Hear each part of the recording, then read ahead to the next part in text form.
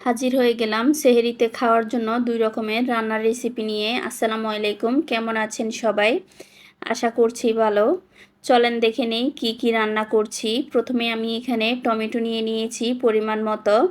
এখন টমেটোগুলোকে কেটে নিব একটু ছোট টুকরো করে।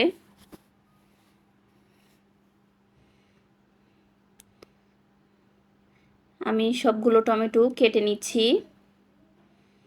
এই তো কেটে নিয়েছি। চুলায় একটা ফ্রাই প্যান বসিয়ে গরম করে নিচ্ছি। ফ্রাই প্যানটা গরম হয়ে গেলে দিয়ে দিব সরিষার তেল। এখন দিয়ে দিচ্ছি শুকনা মরিচ। এখন মরিচগুলোকে ভালোভাবে ভেজে নিব।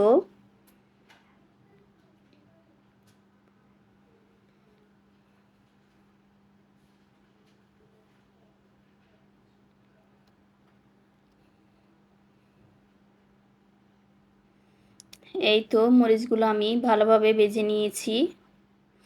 এখন উঠিয়ে নিব। দিয়ে দিচ্ছি কেটে রাখা টমেটো। দিচ্ছি সামান্য একটু লবণ।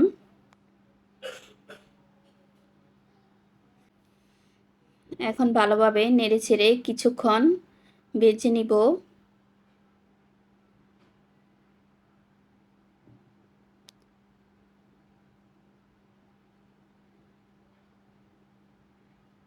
অপেক্ষা করব টমেটোটা সিদ্ধ হওয়া পর্যন্ত।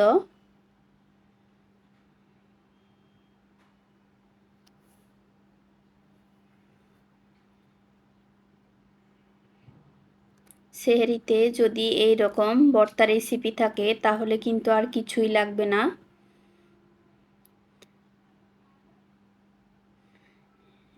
নিয়েছি পেঁয়াজ কুচি। এখন দিয়ে দিচ্ছি স্বাদ মতো লবণ। আমি কিছুটা মরিচ আলাদা করে রেখে দিচ্ছি।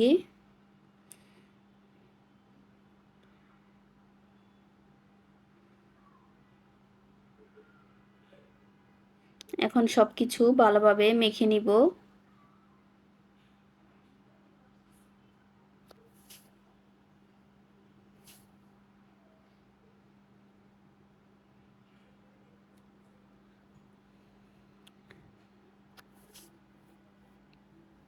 দিয়ে দিব সরিষার তেল।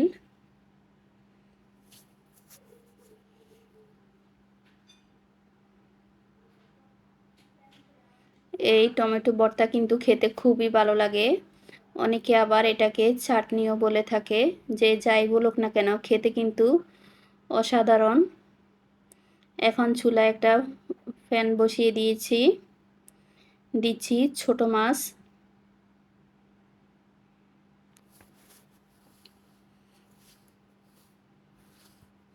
এখানে নিয়েছি হলুদের গুঁড়ো, মরিচের গুঁড়ো, জিরা গুঁড়ো, স্বাদ মতো লবণ, রসুন বাটা। নিয়েছি পেঁয়াজ কুচি, টমেটো কুচি, কাঁচামরিচ কুচি। দিয়ে দিব সরিষার তেল। এখন ভালোভাবে মেখে নিব।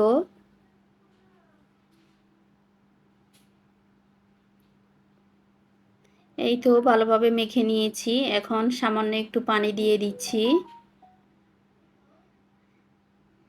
এখন আবারও নেড়ে নিব।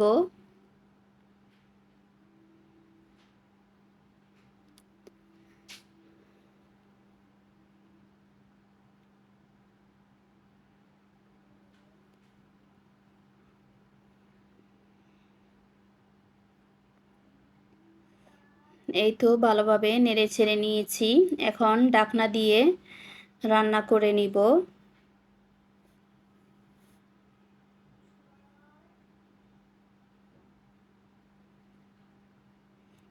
কিছুক্ষণ পর ঢাকনাটা উঠিয়ে আবারও নেড়ে নিচ্ছি।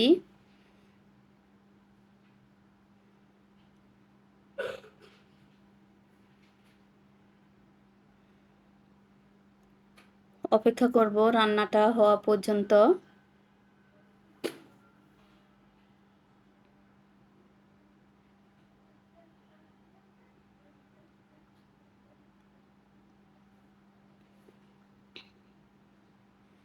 আমার রান্নাটা প্রায় হয়ে গিয়েছে। আমি আরও কিছুক্ষণ অপেক্ষা করব।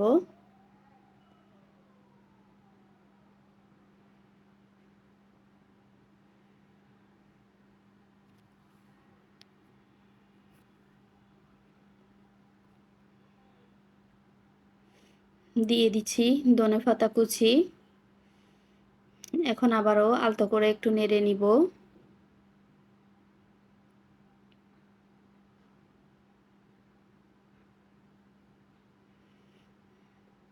আশা করছি আমার আজকের 2টা রেসিপি আপনাদের ভালো লেগেছে।